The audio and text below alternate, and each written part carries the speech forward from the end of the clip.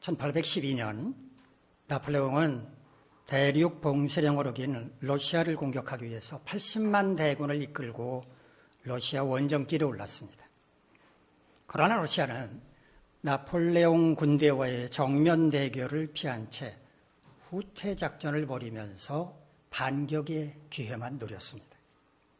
마침내 나폴레옹 군대는 모스크바까지 점령을 했지만 원일 모를 화재가 발생하면서 모스크바는 잿더미로 변하고 맙니다.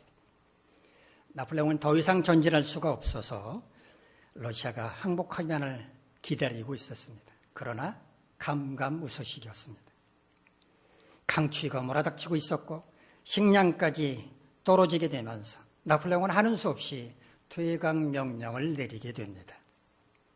많은 병사를 잃어버린 채 프랑스로 돌아왔지만 러시아 원정이 실패했다는 소문이 전해지자 프랑스의 지배를 받고 있던 많은 나라들이 반기를 들고 일어섭니다. 그리고 적과 하나가 되어서 프랑스를 공격하기 시작했습니다.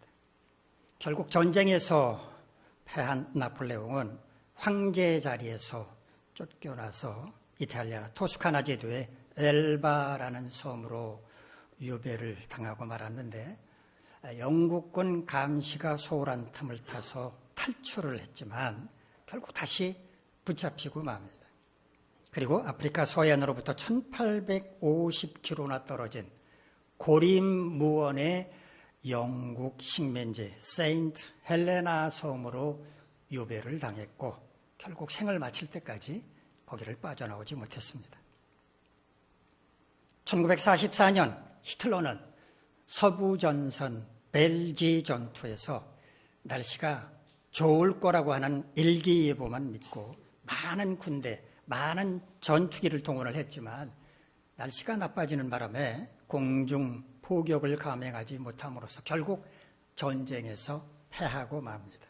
그리고 히틀러는 스스로 목숨을 끊어야만 했습니다. 전쟁 중에 기상 상황과 천재지변은 승패를 좌우할 만큼 결정적인 영향을 미칩니다. 그런데 기상 상황과 천재지변은 인간이 어떻게 할 수가 없는 겁니다. 그건 하나님께 속한 영역이기 때문입니다. 그래서 전쟁은 하나님께 속한 것이라고 성경은 말하고 있는 것입니다. 오늘 본문은 다윗 왕이 주변 여러 나라들과 싸워 승리함으로써 그들을 정복했던 이야기를 기록한 것인데 함께 본문 가운데로 들어가 보도록 하겠습니다. 오늘 본문에는 다윗이 정복한 여러 나라들이 등장을 하는데 블레셋, 모압, 소바, 다메섹, 아람 등 당시로서는 이스라엘이 감당하기 어려운 나라들이었습니다. 그런데 다윗은 이런 나라들과 싸워서 승리했고 심지어 병거, 기병, 보병들을 탈취했으며 어떤 나라로부터는 조공까지 받았다고 말합니다. 오늘 본문은 다윗이 어떻게 싸워서 승리를 거뒀는지는 말하고 있지 않지만 본문 마지막 부분을 보면 이렇게 말합니다. 다윗이 어디로 가든지 여호와께서 이기게 하시니라. 다윗이 어디로 가든지 하나님이 이기게 하셨다면 오늘 본문은 다윗의 승전 기록이 아니라 하나님의 승전 기록이다라고 말할 수 있습니다. 지피지기면 백전백승이다. 이런 말 들어보셨을 것입니다. 상대를 알고 나를 알면 100번을 싸워도 승리한다. 그런 뜻입니다. 자, 여러분, 세상에 100번을 싸워서 100번을 이길 수 있는 사람이 있을까요? 없을 겁니다. 그런 사람은 아마 없을 겁니다. 100번 싸우면 몇 번은 지겠죠. 아무리 능력이 출중한 사람이라고 해도. 그런데 어떻게 이런 말이 생겨났을까요? 지피지기면 백전백승. 손자병법에 이런 말이 나옵니다. 지피지기면 백전불태다. 상대를 알고 나를 알면 100번을 싸워도 위태롭지 않다. 이런 뜻입니다. 손자병법에는 백전백승이라는 말이 안 나오고요. 백전불태란 말이 나오는데 어느 누군가가 백전불태 대신에 백전백승이라고 번역을 했습니다. 그리고 그렇게 바르게 번역하지 않은 게 오늘날까지 그냥 내려오면서 지피지기면 백전백승이다라는 말이 전해져 오고 있는 겁니다. 100번 싸워서 100번 이길 수 있는 사람 세상에 아무도 없습니다. 그러나 하나님께는 가능한 일입니다. 하나님은 다윗이 어디로 가서 어느 나라와 싸우든지 모두 이기게 하셨다고 말씀을 하고 계십니다. 상대방을 두렵게 만들어서 떨게 만들었든지 아니면 다윗을 강하게 만드셨든지 어떤 방법이든지 하나님은 매번 싸움에서 이기게 하셨다는 겁니다. 자, 그렇다면 하나님께서는 다윗이 어디로 가든지 이기게 하신 이유가 있을 겁니다. 왜 그러셨을까요? 하나님은 왜 다윗으로 하여금 매번 싸우면 매번 이기게 하셨을까요? 이유가 있습니다. 성경에서 그 이유를 찾아보겠습니다. 첫 번째, 하나님께서 다윗을 직접 선택을 하셨고 그의 앞에 있는 대적을 먼저 나가서 멸하심으로써 그를 존귀하게 만들어주겠다고 약속을 하셨기 때문입니다. 역대상 17장을 보면 다윗 왕이 오베데돔에 있는 하나님의 언약궤를 예루살렘 성으로 옮기고 난 다음에 이때는 다윗 성이 건설되어 있었습니다. 다윗은 좋은 왕국에 살고 있었습니다. 이때 다윗이 나단 선지자에게 이렇게 말하는 걸 볼 수가 있습니다. 나는 백향목으로 된 아름다운 왕궁에 거하고 있는데 하나님의 언약궤는 저기 천막, 장막 안에 모셔두는 게 제 마음이 참 불편합니다. 이렇게 말을 합니다. 이게 무슨 의미였을까요? 다윗이 하나님의 성전을 건축하고 싶다는 말이었습니다. 자, 그 말을 들은 나단 선지자 이렇게 다윗에게 말합니다. 하나님께서 왕과 늘 함께하고 계시는데 뭐 마음에 품은 그대로 행하시면 어떻습니까? 원하시는 대로 하십시오. 물론 나단 선지자의 이 말은 나단 개인의 생각이었습니다. 나단 선지자가 보기에 다윗은 늘 하나님과 동행하는 삶을 살고 있었습니다. 그러니까 그가 원하는 대로 한다고 해서 문제될 게 없다고 생각을 했습니다. 더구나 하나님의 성전을 건축하는 일이었기 때문에 하나님께서도 기뻐하실 거라고 생각을 해서 이런 말을 한 것입니다. 하지만 하나님의 생각은 나단 선지자와 달랐습니다. 그날 밤 하나님은 나단 선지자에게 이렇게 말씀을 하셨습니다. 너는 다윗에게로 가서 내가 구할 집 건축하지 말라고 말해라. 내가 애굽에서 나온 그날부터 언제 집에 구한 적이 있느냐?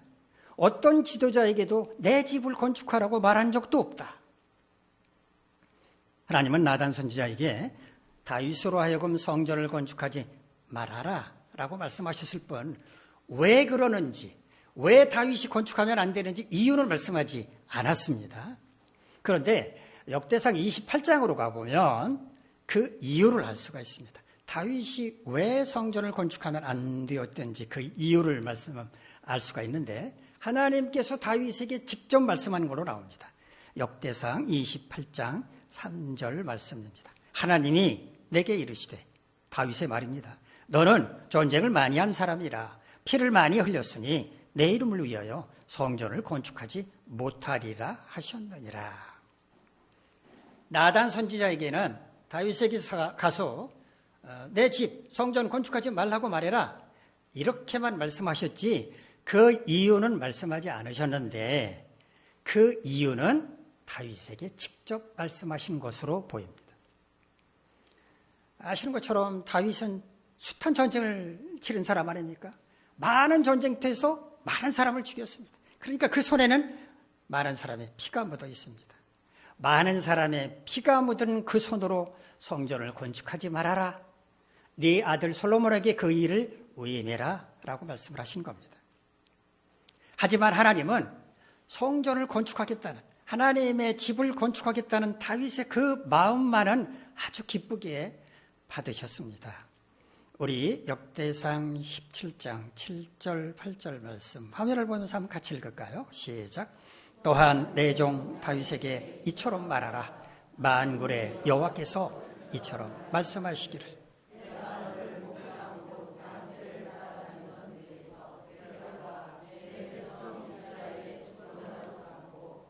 네가 어디로 가든지 내가 너와 함께 있어 내 모든 대적을 내 앞에서 멸하였은즉 세상에서 존귀한 자들의 이름 같은 이름을 내게 만들어 주리라.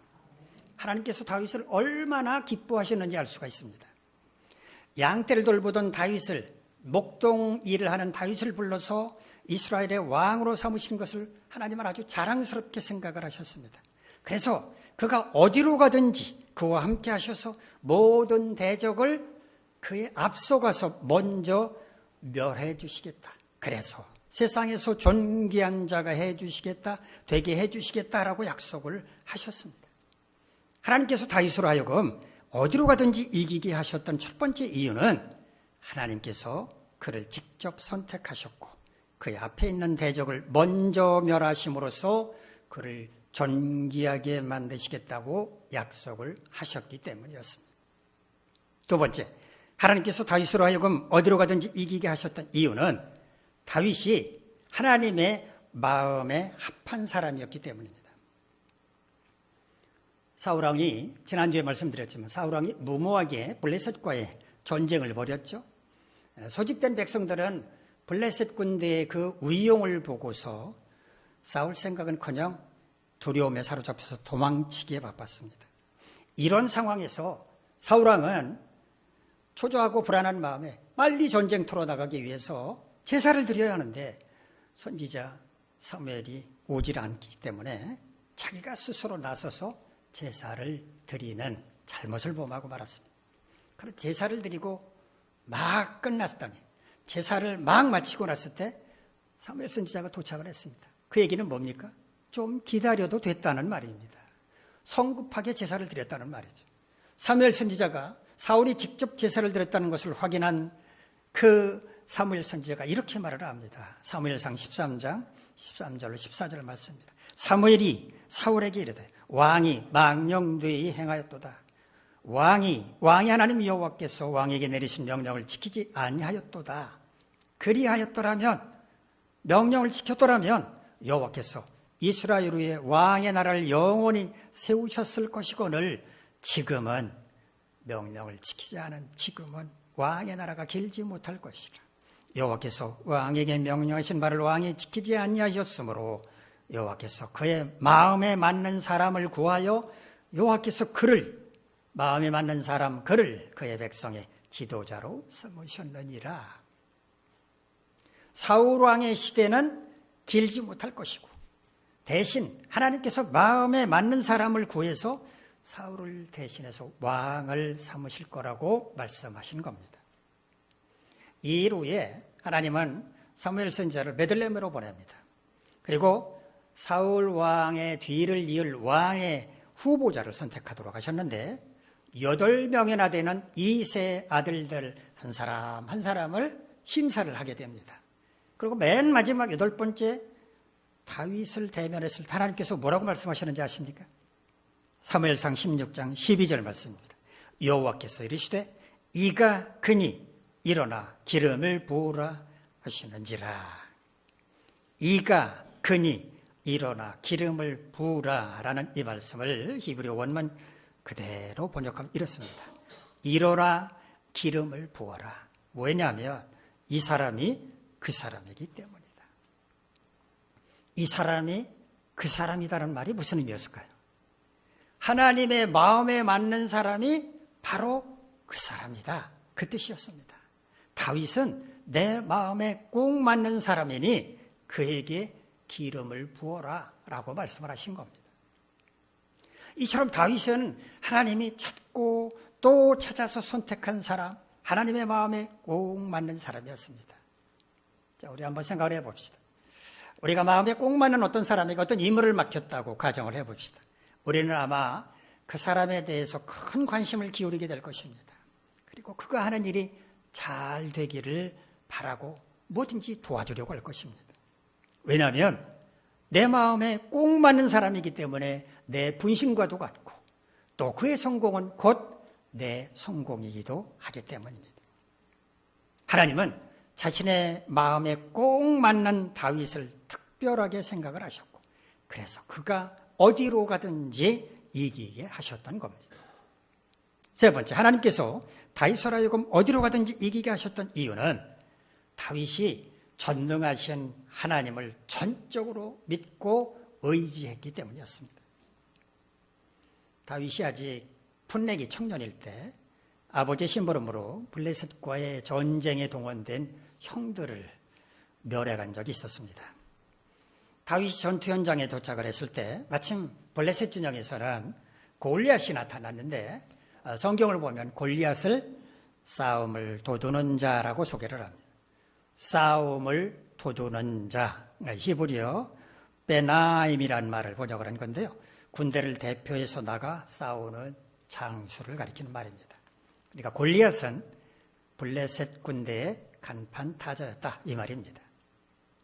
블레셋은 키가 3m나 되는 고구의 골리앗을 앞세워서 40일 동안, 성경을 보면 40일 동안 매일 아침 저녁으로 이 골리앗이 나타나서 이스라엘 군사들을 위협을 했습니다. 그때마다 이스라엘 군사들은 두려워서 벌벌 떨었습니다. 그런데 그날 그 자리에 간 다윗은 달랐습니다. 사무엘상 17장 32절 말씀입니다. 다윗이 사울에게 말하되 그로 말미암아 사람이 낙담하지 말 것이라 주의 종이 가서 저 블레셋 사람과 싸우리이다 하니. 모든 백성들은 두려움에 사로잡혀서 벌벌 떨고 있었지만 다윗은 자기가 내가 골리앗을 상대하겠습니다 라고 나섰다는 말입니다. 하지만 사울이 보기에 다윗은 너무 어렸습니다. 그래서 골리앗을 상대할 수는 없을 것 같아서 허락을 하지 않았는데, 그러나 다윗은 물러서지 않았습니다. 사무엘상 17장 34절부터 37절까지 화면을 보면서 그 한번 같이 읽을까요? 시작.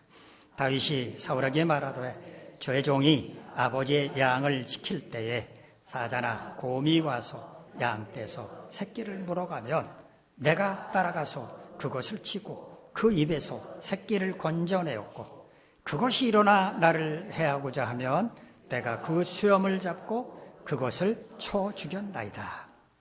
저의 종이 사자와 곰도 쳤은즉.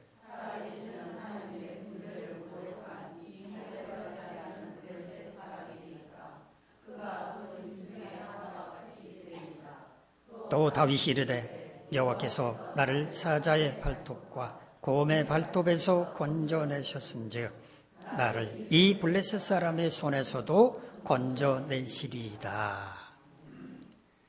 결국 사울도 다윗의 담대함, 그 용감함을 인정하고 골리앗을 상대하도록 허락하게 됩니다. 자, 무모하다고 말해도 좋을 만한 다윗의 담대함과 그 용감함은 도대체 어디로부터 온 것이었을까요? 아무리 적이 막강하고 강하다고 할지라도 전능하신 하나님은 얼마든지 적을 무찌르게 해주실 것이라고 하는 믿음, 이 믿음이 있었기 때문입니다. 이처럼 하나님을 전적으로 믿고 의지하는 자를 하나님은 지켜 보호해 주실 거라고 하는 확신이 있었기 때문입니다. 하나님은 다윗이 이처럼 전능하신 하나님을 전적으로 믿고 의지하는 것을 보시고 그가 어디로 가든지 이기게 하셨던 것입니다. 다윗이 어디로 가든지 여호와께서 이기게 하셨다라고 하는 말을 다르게 표현한다면 다윗은 하나님의 은혜로 언제나 승리하며 살았다라는 말과 같습니다. 다윗이 언제나 승리하며 살 수 있었다면 오늘 우리도 얼마든지 그런 삶을 살 수 있는 것 아닙니까? 그렇다면 우리는 어떻게 언제나 승리하며 살 수 있을 것인지 그 비결을 한번 생각해 보도록 하겠습니다. 첫째, 하나님의 마음에 맞는 삶을 살아야 합니다. 마음에 맞는다, 이 말을 한자로 표현을 하면 적의 혹은 중의라고 말을 할 수 있습니다. 뜻에 알맞다 혹은 뜻 가운데 있다, 이런 뜻이니까 상대방의 마음과 맞는다는 의미입니다.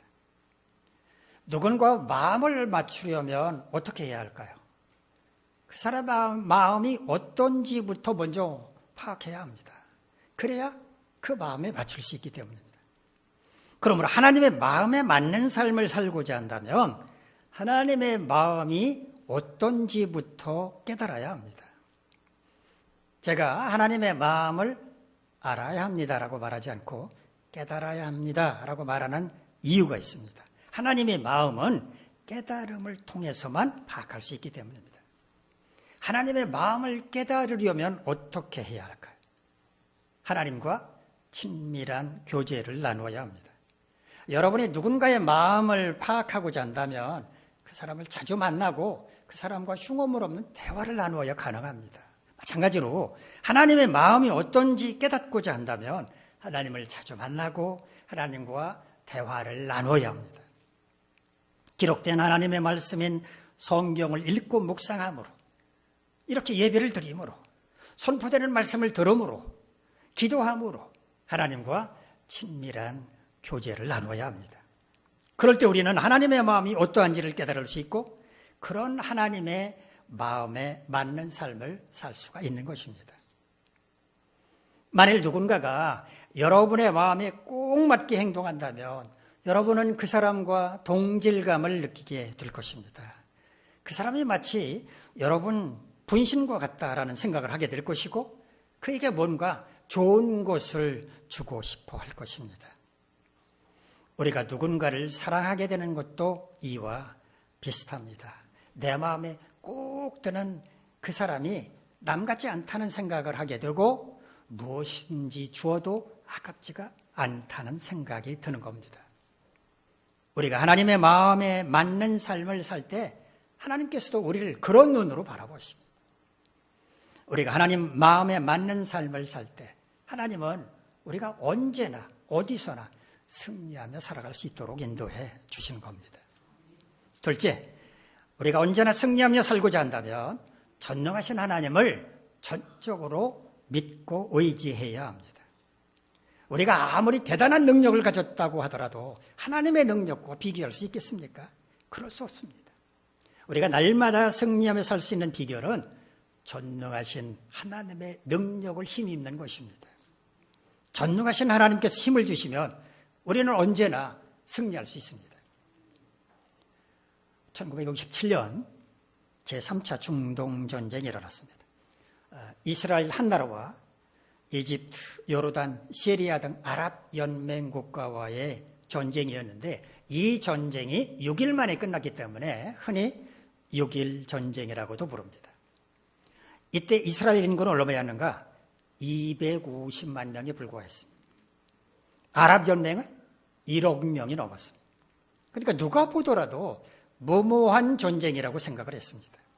그런데 당시 이스라엘의 모세 다얀 장군, 애꾸눈이죠. 한눈을 가린 모세 다얀 장군이 방송에 나와서 이런 성명을 발표합니다. 우리는 2534년 만에 되찾은 조국 이스라엘을 지키기 위해 부득이 이 전쟁에 참여할 수밖에 없었습니다. 그러나 전쟁이 발발한다면 우리는 최단 기간 내에 반드시 승리할 것임을 선언합니다. 그 이유는 전 장병이 최신식 무기로 무장하고 있기 때문입니다. 전 장병이 최신식 무기로 무장했다는 모세 다얀 장군의 말을 듣고 전 세계는 이렇게 생각을 했습니다. 이야, 이스라엘이 뭔가 아주 위협적인 무기를 개발을 했구나. 그 무기를 이번 전쟁에서 사용하려고 하는구나 라고 생각을 했습니다. 드디어 전쟁이 발발했습니다. 모든 이스라엘 병사가 전쟁터로 나간 후에 모세 다얀 장군은 방송국 의자에 앉아서 이렇게 방송을 했습니다. 시편 3편의 말씀을 계속 묵상을 했습니다. 여호와여, 나의 대적이 어찌 그리 많은지요. 일어나 나를 치는 자가 많으니이다. 많은 사람이 나를 대적하여 말하기를 그는 하나님께 구원을 받지 못한다 하나이다. 여호와여, 주는 나의 방패시요 나의 영광이시요 나의 머리를 드시는 자신이다. 천만인의 나를 에워싸 진친다 하여도 나는 두려워하지 아니하리다. 여호와여, 일어나소서. 나의 하나님이여, 나를 구원하소서. 주께서 나의 모든 원수의 뺨을 치시며 악인의 이를 꺾으셨나이다. 구원은 여호와께 있사오니 주의 복을 주의 백성에게 내리소서. 전쟁터에 참여한 병사들은 방송을 통해서 모세 다얀 장군의 이 시편 3편의 말씀을 들을 수 있었습니다. 이 전쟁 6일 만에 끝났습니다. 이스라엘의 승리로. 전 장병이 신무기로 무장했다는 그 무기, 바로 하나님의 말씀이었습니다. 전능하신 하나님께서 그들의 방패가 되어주실 것이며 그들을 구원해 주실 것이라고 하는 믿음이 있었기 때문에 이스라엘 장병들은 40대 1의 열세에도 불구하고 단 6일 만에 승리를 거둘 수 있었던 것입니다. 우리가 전능하신 하나님을 전적으로 믿고 의지할 때 하나님은 우리에게 승리를 안겨주십니다. 셋째, 우리가 언제나 승리하며 살고자 한다면 자신의 지혜와 능력을 날마다 갈고 닦아야 합니다. 하나님께서 우리에게 승리를 안겨주실 것이므로 우리는 아무 노력도 하지 않아도 된다라고 생각하면 오산입니다. 우리가 당연히 해야 할 일은 최선을 다해서 열심히 해야 합니다. 하나님께서 우리를 안전하게 지켜주실 것을 믿는다면서 개인적으로 마땅히 해야 할 일도 하지 않고 지켜야 할 일도 지키지 않으며 개인적인 건강관리도 하지 않는다? 말도 안 되는 것입니다. 우리가 마땅히 해야 할 일에 최선을 다하면서 하나님의 보호하심을 기대해야 마땅합니다. 우리는 이순신 장군이 명량해전에서 불과 12척의 거북선으로 외선 333척을 물리치고 승리했다는 사실만 기억합니다.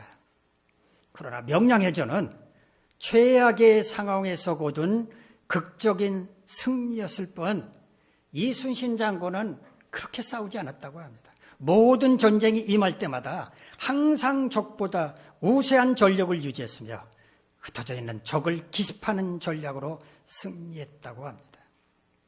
전쟁에서 승리할 수 있는 것은 우연이 아니라는 말입니다. 치밀하게 계획을 세우고 준비하고 최선을 다한 결과라는 것은 그런 말을 해주고 있는 겁니다. 승리할 만한 조건을 갖출 때 승리하는 것이지 약할 때는 패할 수밖에 없다는 말입니다. 어느 날 귀신에 들려서 앞을 보지도 못하고 말도 못하는 장애인을 예수님께 데려왔습니다. 예수님은 그 자리에서 그를 치유해 주셨습니다. 그래서 사람들은 놀라면서 예수님을 가리켜서 다윗의 자손이라고 말했습니다. 다윗이 보낸 메시아라고 예수님을 높이신 겁니다. 그러나 바리새인들은 귀신의 왕인 바알세불을 힘입어서 귀신을 쫓아낸 것이라면서 예수님의 능력을 폄훼했습니다. 그때 예수님께서 바리새인들에게 이렇게 말씀을 하셨습니다. 사탄이 사탄을 쫓아내면 스스로 분쟁하는 것이 아니냐. 사람이 먼저 강한 자를 결박하지 않고서야 어떻게 그 강한 자의 집에 들어가 그 세간을 강탈하겠느냐. 결박한 후에야 그 집을 강탈하리라. 내가 귀신의 왕 바알세불을 힘입어서 귀신을 쫓아냈다고? 그러면 귀신 세계가 분쟁이라도 났단 말이냐? 강한 자를 결박해야 강한 자를 강탈할 수 있는 것처럼 내가 귀신보다 강하기 때문에 귀신을 쫓아낸 것이다 라고 말씀을 하신 겁니다. 하나님께서 우리로 하여금 이기게 하신다고 해서 우리는 손 하나 까딱하지 않고 가만히 있어도 된다는 말도 안 되는 겁니다. 우리는 우리 스스로를 강하게 만들어야 합니다. 배우고 익히고 단련해야만 합니다. 이런 우리의 모습을 보시고 하나님은 우리에게 승리를 안겨주시는 겁니다. 다윗이 어디로 가든지 이기게 하신 하나님은 오늘 우리도 그와 같이 승리하며 살기를 바라고 계십니다. 우리는 어떻게 언제나 승리하며 살 수 있습니까? 첫째, 하나님의 마음에 합한 삶을 살아야 합니다. 하나님과의 친밀한 교제를 통해서 하나님의 마음이 어떤지를 깨닫고 그 마음에 맞는 삶을 살도록 힘써야 합니다. 둘째, 전능하신 하나님을 전적으로 믿고 의지해야 합니다. 전능하신 하나님의 능력을 힘입을 때 우리는 언제나 승리할 수 있기 때문입니다. 셋째, 우리가 언제나 승리하며 살고자 한다면 자신의 지혜와 능력을 날마다 갈고 닦아야 합니다. 우리가 마땅히 할 일에 최선을 다하고 배우고 익히고 단련함으로써 우리 자신을 강하게 만들어야만 합니다. 여러분 모두 이와 같이 행함으로 언제나 승리하며 살아가시를 간절히 바랍니다. 기도하겠습니다. 자비로우신 하나님, 우리 모두 하나님 마음에 맞는 삶을 살고 전능하신 하나님을 전적으로 믿고 의지하며 또한 하나님이 주시는 지혜와 능력을 날마다 갈고 닦음으로써 하나님의 은혜로 날마다 승리하며 살아갈 수 있도록 은혜를 베풀어 주시옵소서. 예수님의 이름으로 기도하옵나이다. 아멘.